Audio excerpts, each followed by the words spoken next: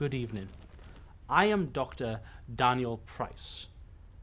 We all have individual fears. As a young lad, I was struck down with the fear of priests. Some, on the other hand, have fears of spiders, the dark, or even children. We all have the fear of the unknown. Could that be why I like to share a bed with my mother? Or is it that I like the feel of the night dress? Tonight, I will be addressing 4 sinister tales of ghosts, dark forces, extraterrestrials, and creatures from beyond the grave.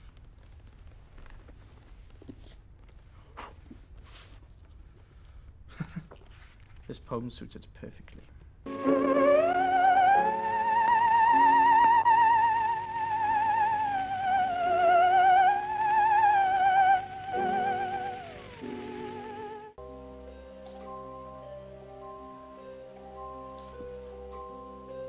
I'm the hares standing on your back.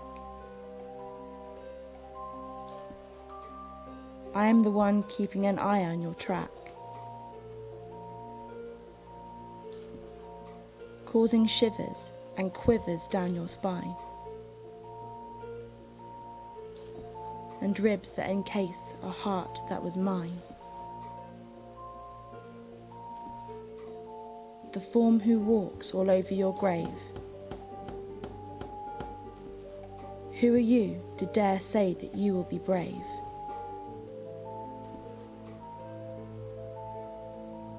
To keep you locked up and never to escape. With chains around your arms and your mouth closed with tape.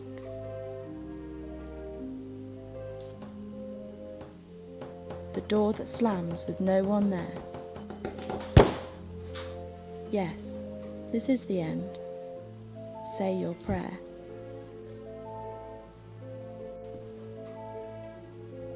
I am the thing that makes you look over your shoulder.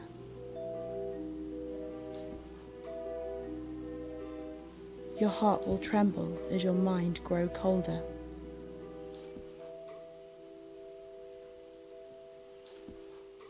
Think it's a shadow? You are mistaken.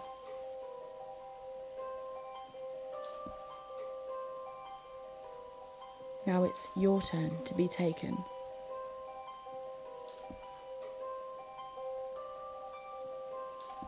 Laughter with no body, the cold touch against your skin.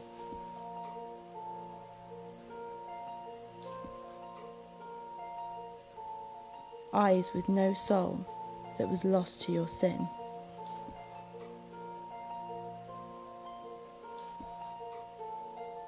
I see you there. It's only a matter of time.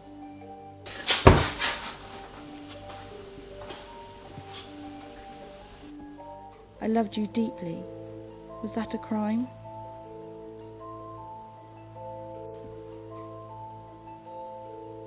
I'm the hares standing on your back.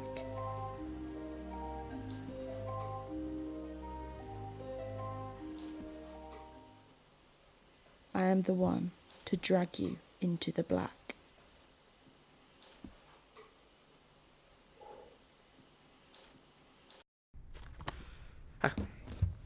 Next, our tale reaches to the realm beyond the grave. Oh. Took your time.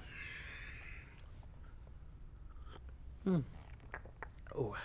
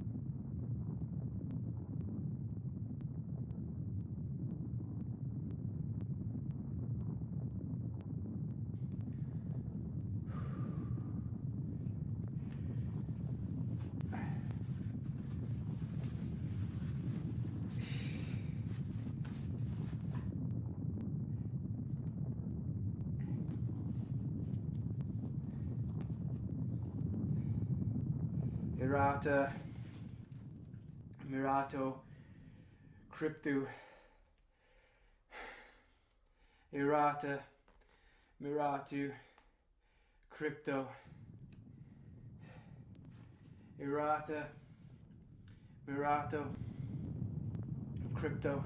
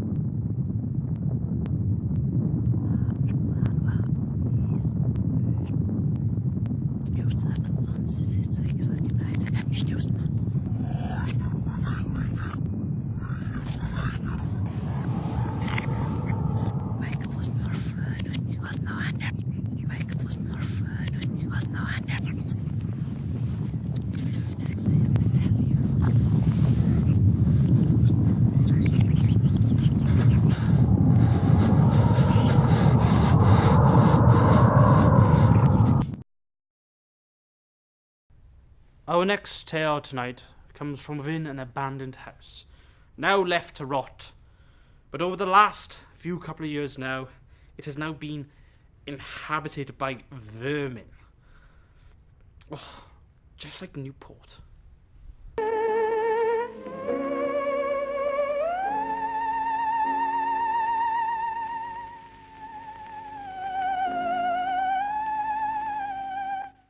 Clouth House is a mysterious place. Located in the outskirts of the curious village of Carleon, it lies utterly abandoned. The only residents being rodents, wasps, and the occasional frog. Nature has truly reclaimed its territory. Thick foliage encapsulates the outside walls as if the forest is trying to slowly digest the structure. Skeletal and dilapidated, the exterior itself has a somewhat tragic beauty. You can still clearly see its shape, its turret, its impressive scale. Completed around the dawn of the 20th century, the first thing you notice when arriving at Clouth House is its overwhelming sense of sadness. The house was initially owned by the Lynn family. What was once a welcoming family home is now a deserted carcass, a quietly rotting pit. When you walk through the gap that once held a front door, you're instantly flooded with broken glass, debris, and a myriad of graffiti. The broken ceiling, a window to the sky, no longer puts a roof over the family's head. The fragile floor frequently invites you to peep into the basement's exposed innards.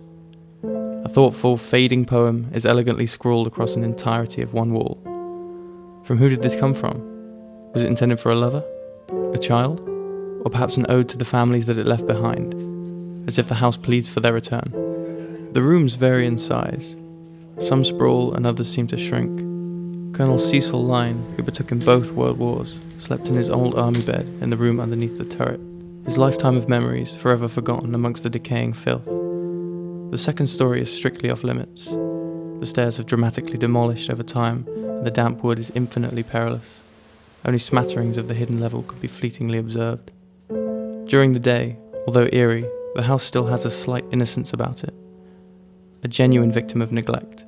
But when the sun sets and the bats come out to play, the atmosphere rapidly descends into something increasingly macabre. Late into the night, Clouth House bathes in darkness. As your eyes adjust to the lack of light, its ghostly image appears to chillingly fade in from nowhere. It quickly becomes apparent how supernaturally pregnant this abode could be, as if it's ready to burst open and unleash decades of the afterlife upon us. When you stand still in this house, you can almost hear its pondering whispers, planning your demise. Although its brief history has no indications of the paranormal, you can't help but feel the potential for such activity. This is a place where pure inspiration can transpire, where twisted tales and sinister stories can leak from behind the very walls in which you wander. Ask yourself, what does a house become when it's empty? Next, we'll be hearing about beings from another world. Aliens. Did you know that Mexico is one of the most populated parts of the world? I probed an alien once.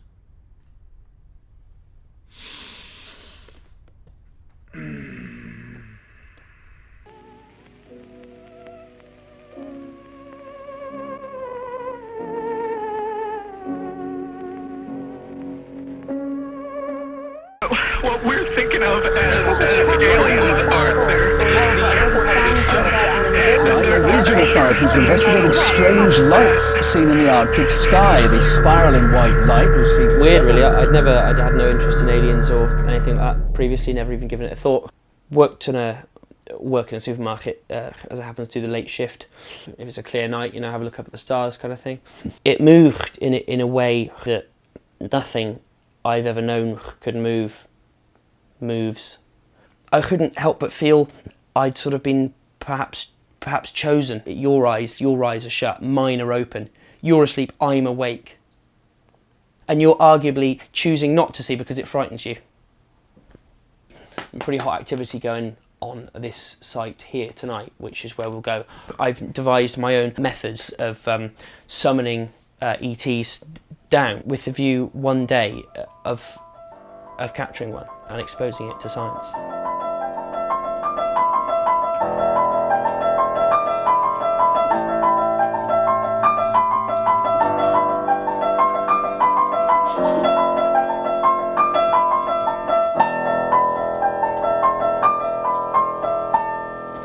Tonight, I'm going to get stuff perhaps within the range to be able to actually get a hold of and detain one of these specimens. My years of research has led me to believe, for a number of different reasons, that this location on this date are going to be where we're most likely to see an ET specimen. Through the way that different animals throughout the world move, from fish right through to sort of higher primates, I've devised a kind of average way in an attempt to appeal universally to their possible ways of moving, assuming that they don't float or whatever. I'll show you.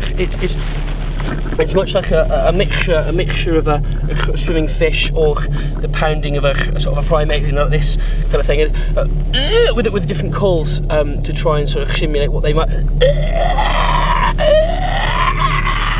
I just think that there's different. I don't know necessarily what will appeal to them, but much in the same way as the movement, I've tried to.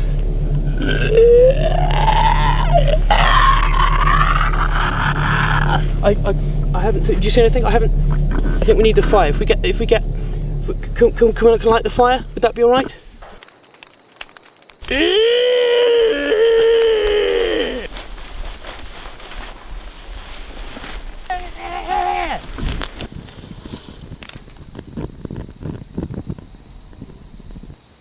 Haven't really seen anything yet, which is unusual considering I thought, obviously, tonight being the night of the anniversary, that perhaps we would.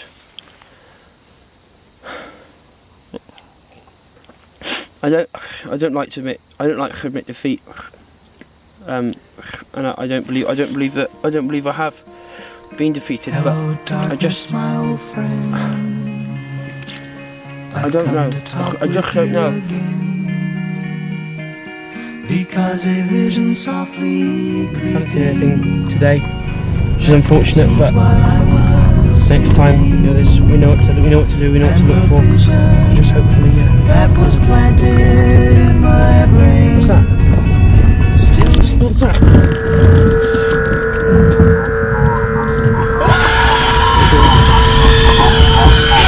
Oh my god, it's a fucking alien! And that concludes tonight's horrific entertainment. Ugh. I hope you have been as scared as I have.